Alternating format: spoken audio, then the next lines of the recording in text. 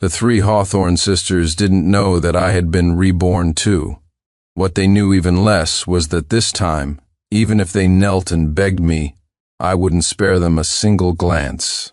The heavy scent of sandalwood in my adoptive father Arthur Hawthorne's study roused my consciousness from an endless darkness and hunger.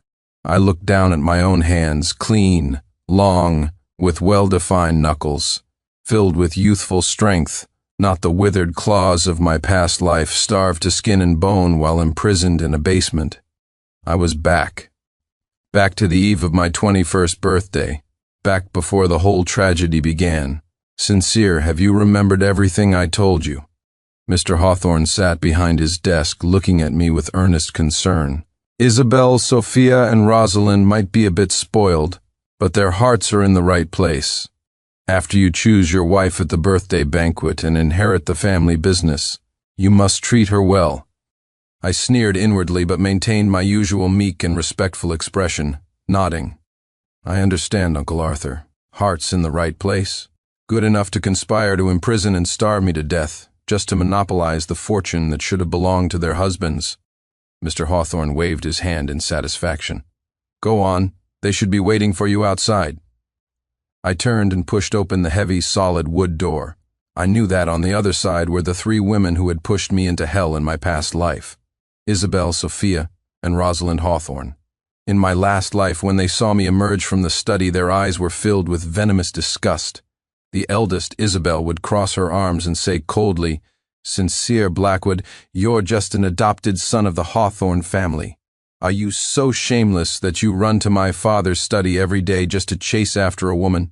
The youngest, Rosalind, would cover her mouth and giggle, her tone dripping with sarcasm. Isabel, keep your voice down. Brother Sincere is sensitive. You'll hurt his feelings. And Sophia Hawthorne, the woman I had loved my entire life, would look at me with utter impatience as if shooing away a fly. Sincere, Blackwood, did you go tattling to my father again? Let me tell you, even if my father forces me, I'll have to seriously consider whether I want to marry a man with no ambition like you. I took a deep breath, pushed open the door, and prepared to face the humiliation that was already etched into my bones. However, the scene outside the door made all my prepared responses freeze on the spot. The door opened. The three Hawthorne sisters standing in the hallway turned their heads in unison to look at me. On their faces there was no disgust, no mockery, and certainly no impatience. Instead, there was a complex expression I had never seen before, a mixture of extreme shock, terror, wild joy, and uncontrollable remorse. The three of them looked as if they were seeing an avenging ghost claw its way back from hell, and at the same time a priceless treasure that had been lost and found again, especially Sophia. Her almond-shaped eyes, usually half-closed in arrogance, were now wide open, her pupils trembling violently. Her lips quivered, and her face was as white as a sheet, as if she were about to faint. What was happening? My heart clenched. A ridiculous yet highly probable thought shot through my mind. Before I could process it, everything changed. Sincere, a shrill, tearful scream shattered the tranquility of the Hawthorne mansion. Sophia, like a madwoman, charged at me recklessly and grabbed my arm with a death grip. Her nails dug deep into my flesh, her strength astonishing. I'm sorry, Sincere, I'm sorry, she babbled incoherently, tears streaming down her beautiful face like broken pearls. We were wrong, we were so wrong, please, I'm begging you, please forgive us. I was stunned by her sudden outburst. The eldest sister, Isabel, stood frozen in place, her face even paler than Sophia's. She leaned against the wall, her body swaying as her lips trembled, seemingly wanting to say something but unable to utter a single word. The youngest, Rosalind, was even more dramatic. She clapped a hand over her mouth, tears gushing from her eyes, her gaze filled with the terrified relief of someone who had survived a catastrophe. How utterly absurd the three women who had cast me aside like garbage in my past life were now clinging to me as if I were their last hope, weeping inconsolably. The icy scorn in my heart almost overflowed. I see. So I wasn't the only one who came back. They came back too, and by the looks of it, they not only remembered how they had killed me, but they also remembered their own tragic fates after my death. I shook off Sophia's hand with such force that she staggered back 2 steps, bumping into Rosalind. Miss Hawthorne II. My voice was colder than it had ever been in my past life, devoid of any warmth. What is this madness? That address, Miss Hawthorne II, was so distant and formal it was like a bucket of ice water poured over the three sisters' heads. Sophia's crying stopped abruptly. She looked at me in disbelief, her eyes filled with hurt and panic. Sincere, why are you calling me that? She asked, her voice trembling. I pulled my lips into a humorless smile. What else? What should I call you? My future sister-in-law? No three voices screamed in unison, filled with terror. Isabel finally found her voice. She hurried forward, forcing a smile that was uglier than a grimace. Sincere, don't joke with Sophia. She just hasn't seen you in a while and missed you too much. Missed me? Missed me so much that in our past life she locked me in the basement and listened to my agonized cries as I starved to death. Rosalind quickly chimed in, wiping her tears and cautiously tugging at my sleeve, her voice soft and pleading. That's right, Sincere boy. My sister was just overwhelmed. Don't be angry with her, okay? Looking at their hypocritical faces made my stomach churn. In my past life, they had used these masks, arrogant, gentle, or cute, to wrap me around their fingers until I lost everything, including my life. This life, did they think they could erase everything by playing the same old tricks? I ignored them and turned to go back to my room. Sincere, don't go. Sophia lunged again, this time wrapping her arms around my waist from behind, burying her face in my back and sobbing loudly. Please, don't ignore me. I know I was wrong. I really know I'll never love Ethan Miller again. I only love you. I'll only marry you in this life. Believe me, please believe me one more time, Ethan Miller. Hearing that name, my fingers, hanging by my side, trembled slightly. That was the other man who had ruined my life. I didn't move, letting her hold me, but my voice was as cold as ice shards. Sophia Hawthorne, have you forgotten? In our last life, you said the same thing. You said you only loved me. Then you turned around and were writhing in our new bed with the gardener's son. The moment my words fell, Sophia's sobs were cut short and her entire body went rigid. The color drained from Isabel's and Rosalind's faces as well. They stared at me in terror, as if looking at some unbelievable monster. Slowly, one by one, I pried Sophia's fingers off me. I turned around, looking down at her tear-streaked face, and said, word by word, so, save your cheap tears and your belated remorse. As far as I'm concerned, your show is over. My words were like a blade tempered in ice, stabbing viciously into the hearts of the three Hawthorne sisters. Every trace of color drained from their faces, even the last pretense of it vanishing. Sophia stood stiffly, trembling like a leaf in an autumn wind. Her lips opened and closed several times, but no sound came out. So, he remembered too. He knew everything. This realization was more devastating than losing their entire fortune and ending up on the streets in their past life. If Sincere didn't know, they could still pretend, they could make amends, they could use every trick in the book to tie him to their side again. But he knew. He knew about their betrayal, their cruelty, and how they had personally pushed him into the abyss. Didn't that make everything they were doing now a complete and utter joke in his eyes? I couldn't be bothered to look at their grief-stricken faces any longer. I turned and walked toward my room. Each step was steady and firm, a world away from the Sincere Blackwood of the past life who was always chasing after them, his very gait an act of appeasement. Sincere Isabel's trembling voice came from behind me, tinged with a plea I had never heard from her before. Where are you going? To my room, I answered without turning back. Should I stay here and enjoy the spectacular performance of you three actresses? A dead silence followed. I reached my room and slammed the door shut with a bang, shutting out those three nauseating faces. The world was finally quiet. But that quiet didn't last long. The next morning, as soon as I stepped out of my room, I saw Isabel standing at my door, dressed in a sharp business suit and holding a file. She had dark circles under her eyes, clearly having not slept a wink. Seeing me, she immediately forced a stiff smile. Sincere, good morning. I contacted a top investment team on Wall Street for you. This is the asset management plan they've tailored for you. The inheritance your parents left you can't just sit there. I'll help you. My affairs are no concern of Miss Hawthorne I, I cut her off coldly, moving to walk past her and down the stairs. Isabel's body stiffened, the smile barely clinging to her face. She followed me, refusing to give up. Sin, I just want to help you. I don't have any other motive. I stopped and looked back at her, my eyes filled with ridicule. Help me?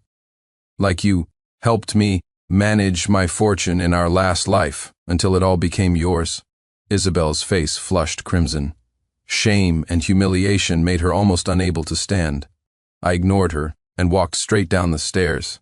In the dining room, Sophia was wearing an ill-fitting apron, fumbling around in the kitchen. The air was thick with the smell of something burning. When she saw me come down, her face lit up as if she'd seen her savior. She quickly ran over, carrying a plate of something so blackened it was unrecognizable. "Sincere, you're awake. Come and try this. I made you breakfast with my own hands." Her face was smudged with flour, and her hair was a mess, completely devoid of the refined elegance of the renowned painter she was. She looked at me ingratiatingly, her eyes filled with humble expectation. I glanced at the plate of charcoal-grilled unidentified object, and a wave of nausea washed over me. In our past life, she couldn't even be bothered to pour a glass of water for me, and now she was cooking for me? How laughable.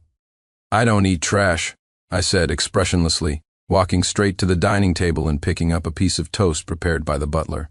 Sophia froze, holding the plate. The hands that had painted countless stunning works were now trembling slightly. Her eyes reddened, and tears began to well up again. Rosalind, who was sitting at the table, saw this and quickly stood up, diligently pouring me a glass of milk, her voice so soft it was cloying. "Brother Sincere, don't be angry with our sister. This is her first time cooking, and it was all for you. Just take one bite, please, just one." I picked up the glass of milk but didn't drink it. I just looked at her calmly. "You turned down the audition for the movie Splendor this morning." Rosalind was stunned for a moment, then nodded furiously. Yes, I turned it down. Nothing is more important than you, Brother Sincere." Splendor was the film that had won her the Best Actress award in her past life. She had given up such an opportunity just to please me. The cold sneer in my heart grew stronger. The more they acted like they cared about me, the more it proved how terrified they were of losing the Hawthorne family fortune that came with me. "Is that so?" I put down the milk glass and stood up. "A pity. Everything you're doing is, in my eyes, completely meaningless." After saying that, I walked toward the villa's main door. Just then, a gentle voice came from the direction of the garden. "Sophia, you're all home?" It was Ethan Miller. He was dressed in clean casual wear, a bright smile on his face, his eyes clear, looking just as harmless as he did when I first met him in our past life. He was here, the man who had conspired with them to kill me. I stopped and turned with great interest, wanting to see how these three reborn sisters would deal with the idealized love who had ruined everything for them. Sure enough, the moment they saw Ethan Miller, the sisters' expressions changed drastically. It wasn't joy nor shyness, but a ferocious grimace mixed with overwhelming hatred and deep-seated fear. Ethan was about to step closer, but he didn't get to finish his sentence. Crack! A sharp, resounding slap landed squarely on Ethan Miller's face. The one who struck was Sophia. She was like an enraged lioness, her eyes bloodshot, using all her strength. Ethan staggered from the blow, 5 clear fingerprints instantly appearing on his fair cheek. He clutched his face, looking at Sophia in utter disbelief, his eyes immediately turning red. "Who let you show up here?" Sophia's voice was shrill and venomous, filled with endless loathing. "Get out, you disgusting liar! Get out of the Hawthorne house!" Ethan was completely bewildered.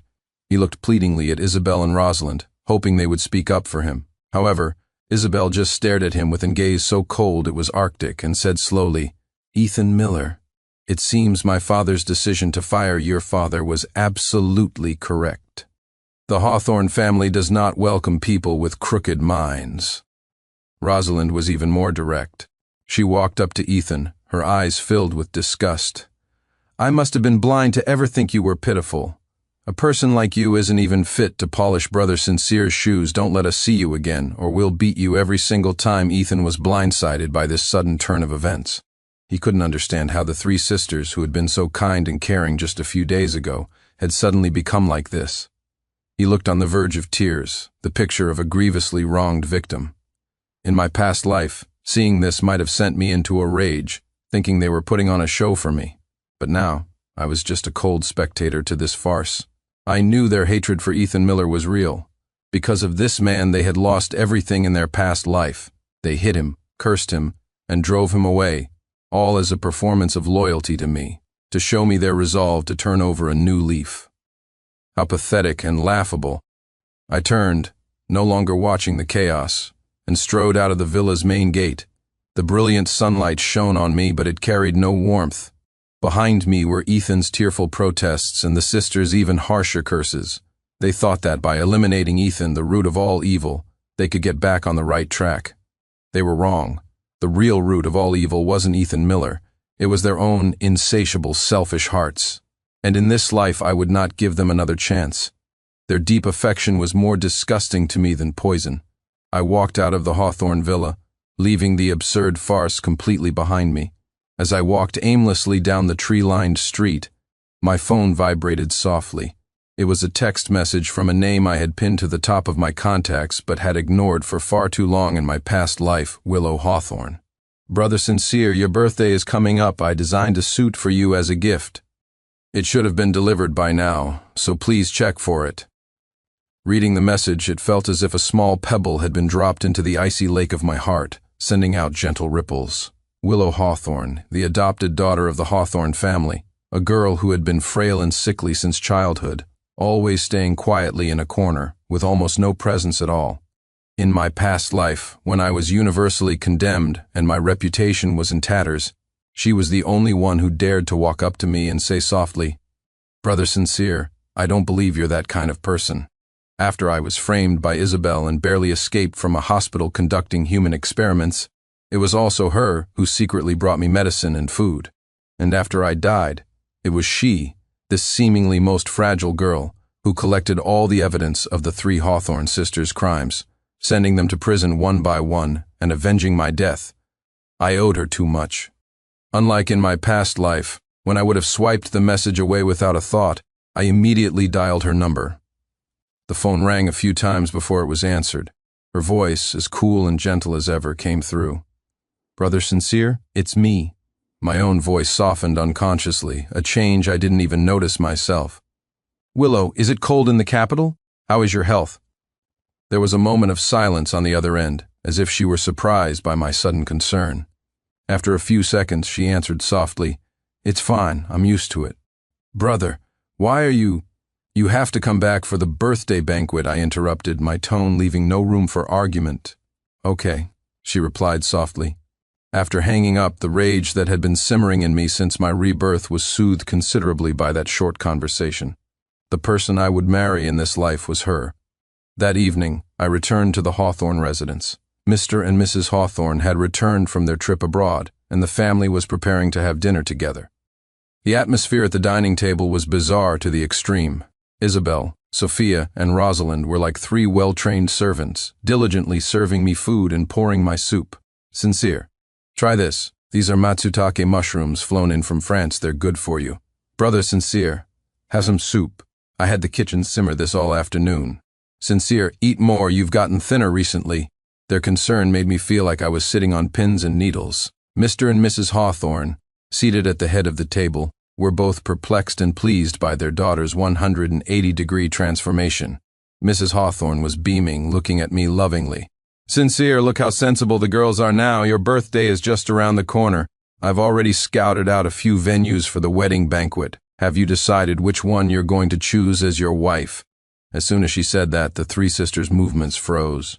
They all turned to look at me in unison, their eyes filled with nervousness, anticipation, and pleading. Before I could speak, the housekeeper, Mrs. Gable, came over with a steaming tureen of the chef's specialty soup. She was still Ethan Miller's aunt. I caught her in the corner of my eye, and a thought flashed through my mind. Sure enough, just as she walked behind me, her hand accidentally slipped, and the entire pot of scalding hot soup tipped over, heading straight for my back in my past life. That pot of soup caused severe burns on my back, leaving me bedridden for half a month. And this time it seemed history was about to repeat itself.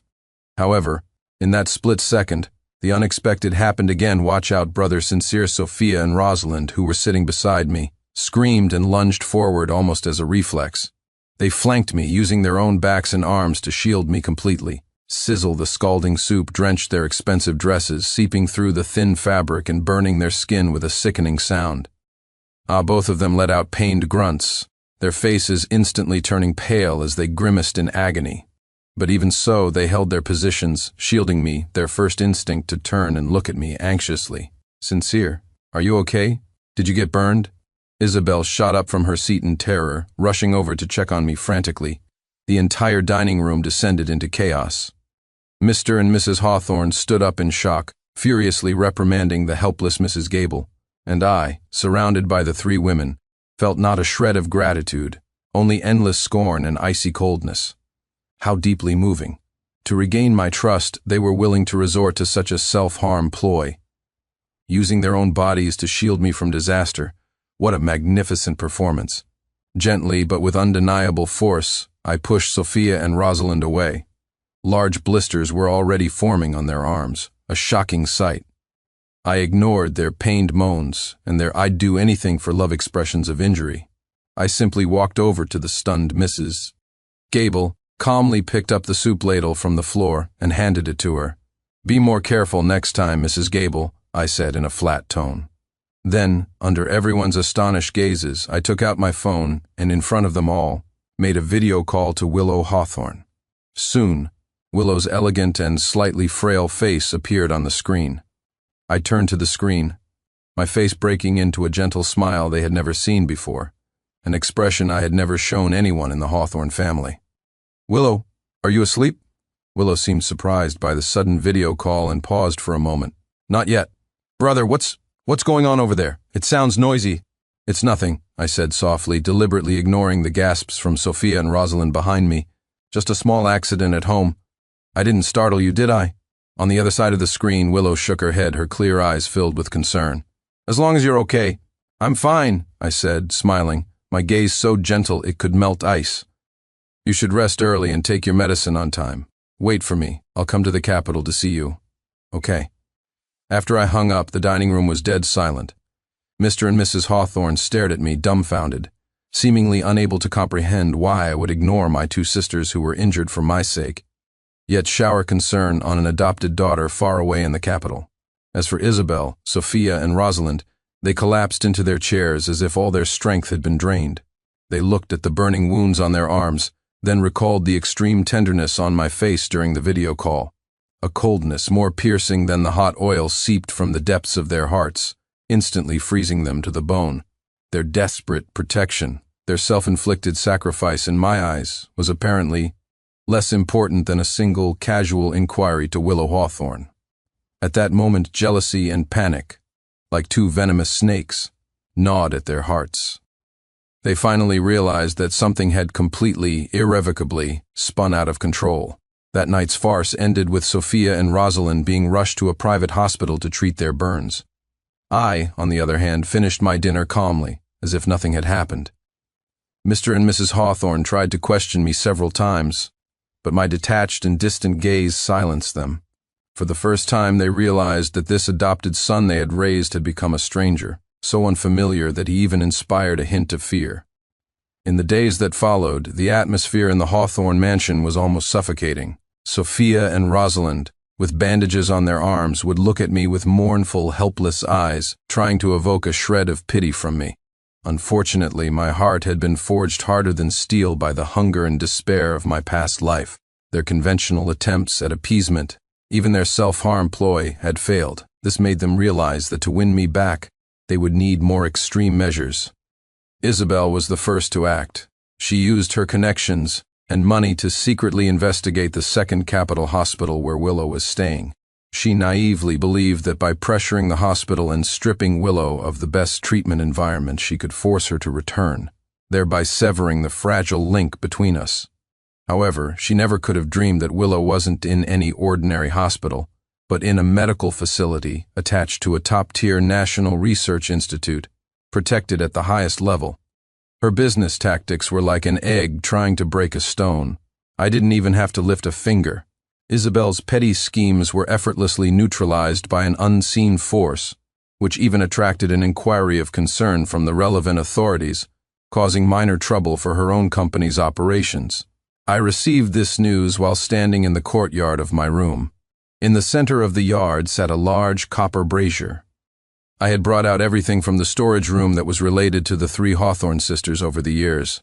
There were the stuffed animals, toy cars, and transforming robots they had given me as a child.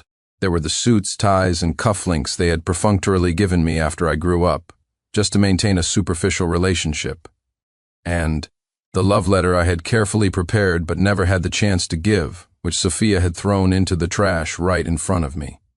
I piled all these items, which carried the weight of my past life's foolishness and humility, into the brazier. Then, I struck a match and tossed it in. Whoosh, flames shot up instantly, greedily devouring those so-called memories. I watched, expressionless, the firelight dancing in my pupils like cold flames. "Sincere Blackwood, what are you doing?" A sharp cry came from the villa. Isabel, Sophia, and Rosalind rushed over. When they saw the blazing fire in the yard and the familiar items turning to ash, their faces went deathly pale. They broke down. What was burning wasn't just a few old objects. What was burning was the last remaining connection between us, the so-called link they could use to make amends and repent. It was the last shred of evidence they thought they could use to awaken my old feelings. No, Sophia was the first to lose control. She charged toward the brazier like a madwoman, ignoring the searing heat, and tried to reach in to save a Patek Philippe watch that was already blackened and warped. "Sincere, don't burn it. That was the first birthday gift I ever gave you. Please give it back to me." The intense heat instantly seared her fingertips, making her scream in agony, yet she kept her eyes fixed on the watch as if it were her life. "Sincere Blackwood, are you insane? Stop it." Isabel had also lost her usual composure. She wanted to find water, but found her legs were too weak to hold her up. Rosalind collapsed directly onto the ground, her tears mixing with the dirt on her face, a pathetic sight. She sobbed uncontrollably, begging over and over, "Brother Sincere, please, stop burning them. We know we were wrong. We really do." Their cries, their pleas, were nothing but grating noise to my ears. I stood by the fire, the flames casting my shadow long and indifferent. I calmly watched their disgraceful display until the last flicker of flame consumed the final corner of the love letter. I spoke slowly, my voice not loud, but it struck their hearts like a heavy hammer. "From the moment I died, these things, just like all of you—" I paused, looking at their eyes, wide with terror, and gave a cruel smile. "Became trash, and there will never be a place for you in my life again." The flames finally began to die down. A gust of wind blew the ashes from the brazier, scattering them into a gray streak across the air before they vanished completely. Just like my pathetic past life. Sophia's hand was burned, but she seemed to feel no pain, just staring blankly at the empty brazier. Isabel and Rosalind sat slumped on the ground, their eyes vacant, as if their souls had been ripped out. Their hearts, along with the ashes, had turned to dust. It was only at this moment that they truly, despairingly understood. Sincere Blackwood wasn't just angry with them. He was truly going to erase them from his world, along with the entire past, completely, cleanly, without leaving a single trace. After the burning incident, a strange, deathly silence fell over the Hawthorne mansion. The three sisters were like soulless puppets, wandering around in a daze all day. They no longer came before me to perform their clumsy acts, only occasionally watching me from afar at a turn in the hallway with eyes full of fear, despair, and pleading. Time passed quickly, and soon it was the day of my 21st birthday banquet. The Hawthorne estate was brilliantly lit, filled with guests. Nearly every prominent figure in the city had arrived. Everyone knew that tonight was not just the birthday party for the adopted son, but also the moment the next heir of the Hawthorne family would be decided. The three Hawthorne sisters, like prisoners awaiting their death sentence, made one last struggle. They wore meticulously chosen expensive gowns and exquisite makeup, their faces plastered with forced, fawning smiles as they moved among the guests, trying to create a facade of family harmony and sisterly love. Sophia, in particular, stuck to my side, repeatedly trying to take my arm, only to be subtly rebuffed each time. The panic in her eyes was too great to be concealed by any amount of foundation. Halfway through the banquet, the music faded, and all the lights focused on the main stage. Mr. Hawthorne, holding a microphone, walked onto the stage with a beaming face and announced loudly, "Distinguished guests, thank you all for coming to my son Sincere's birthday party tonight. As per the agreement made by my late father, today, Sincere will choose one of my 3 daughters to be his wife, and together, they will inherit the entire Hawthorne family enterprise." As he finished, the hall erupted in thunderous applause and envious murmurs. "It has to be Miss Sophia, Everyone knows Sincere has been in love with her for years. Yes, a perfect match. Made in heaven? Amidst the chatter, Sophia nervously clenched her fists, forcing a triumphant smile onto her face. Isabel and Rosalind, however, were deathly pale, staring at me as if trying to pin me to the spot with their gazes. Mr. Hawthorne smiled at me. Sincere, come on up. Tell everyone who you've chosen. I straightened the suit Willow had designed for me and walked onto the stage. Under the spotlight, I could clearly see the starkly different expressions on the three sisters' faces below. Just as I was about to speak, Sophia could no longer contain herself. She lifted her skirt and rushed to my side, standing almost shoulder to shoulder with me. She wanted to create the impression in front of everyone that we were already a destined couple. She even grabbed another microphone before I could. Her voice choked with emotion, and began her final, most desperate confession. Sincere, uncles and aunts, before Sincere makes his announcement, I'd like to say a few words. The hall fell silent, everyone looking at her with curiosity. Tears streamed from Sophia's eyes as she gazed at me lovingly, her voice trembling. Sincere, I know we weren't good enough to you before. We made you suffer so much.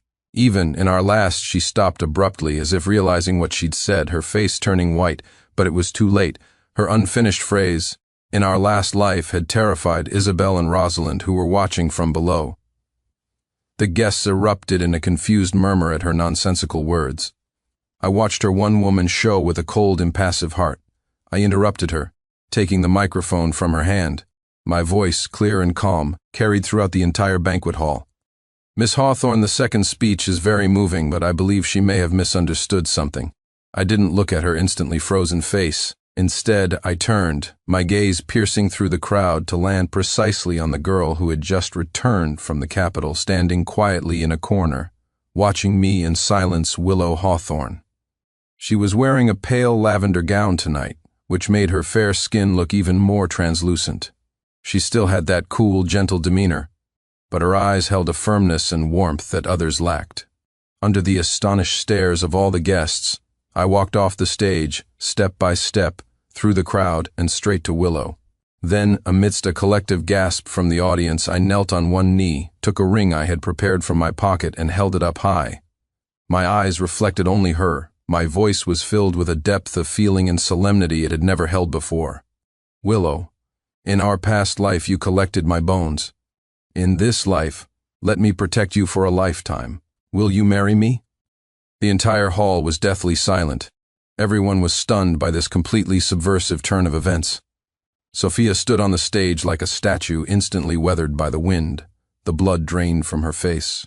She stared in disbelief at me kneeling before Willow, her body swaying. No, impossible, she muttered, then let out a piercing scream. Why? Sincere Blackwood, you were supposed to choose me. She lifted her skirt and charged down from the stage like a madwoman, trying to pull me away. Isabel and Rosalind also completely broke down, rushing forward to stop it. Sincere, you can't choose her. She's just a sickly thing, brother. Sincere, are you still just trying to spite us? Don't do this.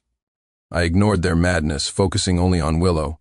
Her eyes were red, shimmering with tears. She looked at me, then slowly, solemnly, nodded. The moment I placed the ring on her finger, Sophia finally reached me, screaming hysterically, "Why?" We already know we were wrong. We've been trying so hard to make it up to you. Why won't you even look back at us? I stood up, pulling Willow tightly into my arms, protecting her. For the first and last time, I looked back at them, at the three faces twisted by jealousy and despair. I smiled, a smile of immense scorn and cruelty. I raised the microphone, announcing the world's most brutal truth to them and to everyone present.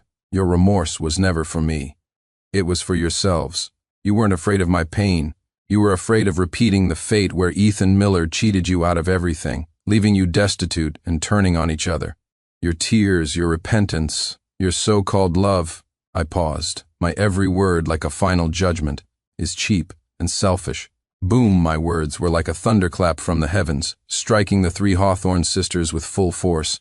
Their biggest, darkest secret was laid bare, bloody and raw, in front of the entire city's elite. Their final shred of dignity was torn to pieces. Under the shocked, contemptuous, and understanding gazes of all the guests, Everything Isabel, Sophia, and Rosalind had ever been proud of came crashing down. They collapsed to the floor, their faces ashen. The judgment was over.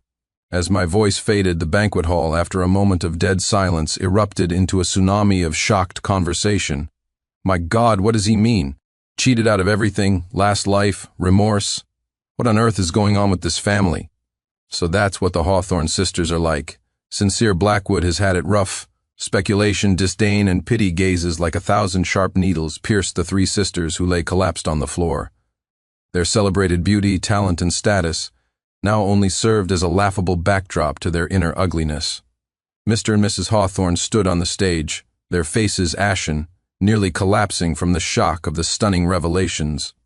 They looked at their three disgraced, exposed biological daughters, then at Willow, frail but with a determined gaze, held in my arms. Their eyes filled with shock, disappointment, and finally, understanding. They finally understood all the bizarre events that had plagued their home recently. Mr. Hawthorne took a deep breath, raised the microphone, and announced with all his might, "My apologies to you all for tonight's spectacle. I declare that Sincere Blackwood's choice is the Hawthorne family's choice from this day forward. Willow Hawthorne is the sole heir to the Hawthorne family." His words were the final verdict, extinguishing the sisters' last glimmer of hope. Security guards quickly approached and escorted the three sisters, who were now dazed and muttering to themselves, out of the hall.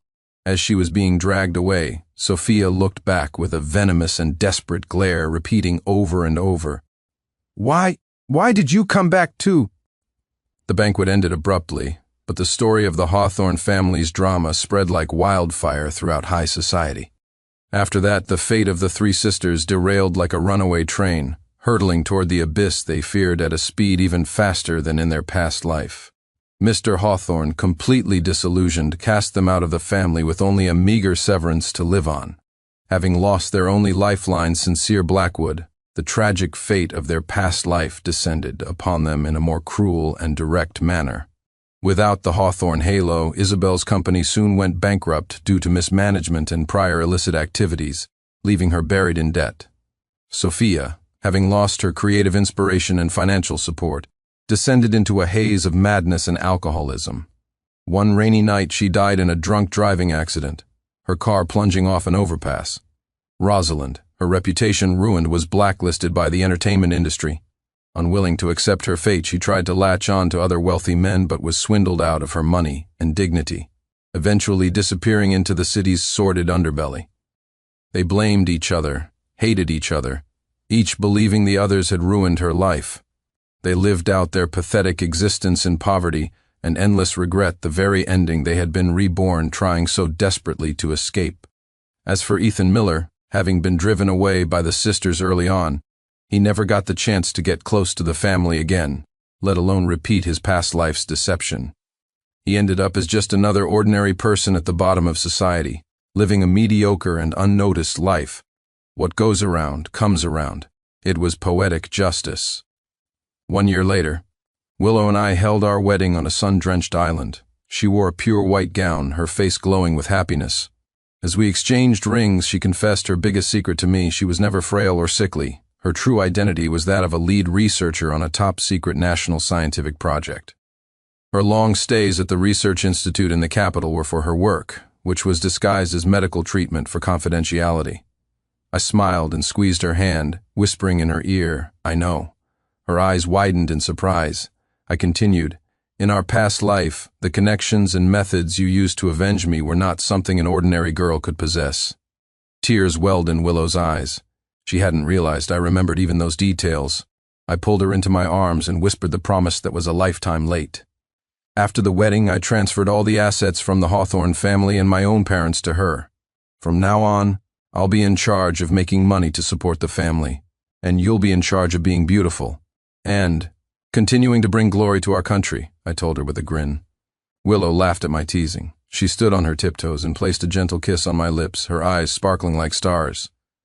Our life after marriage was peaceful and happy. We moved out of the Hawthorne mansion and into a new home I had prepared for us. The yard was filled with the white roses she loved.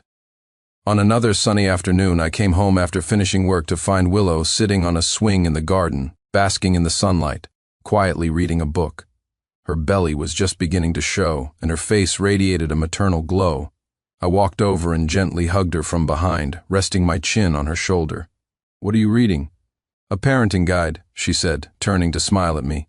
The sunlight gilded the side of her face, making her look breathtakingly beautiful. I leaned down and kissed her cheek, whispering, "It's so good to have you in this life." Willow put down her book, turned around, and wrapped her arms around my neck. She looked up at me, her eyes reflecting my image, clear and focused. She said earnestly, "This is how we were always meant to be." Yes, stripped of all pretense, after living through 2 lifetimes. This was it.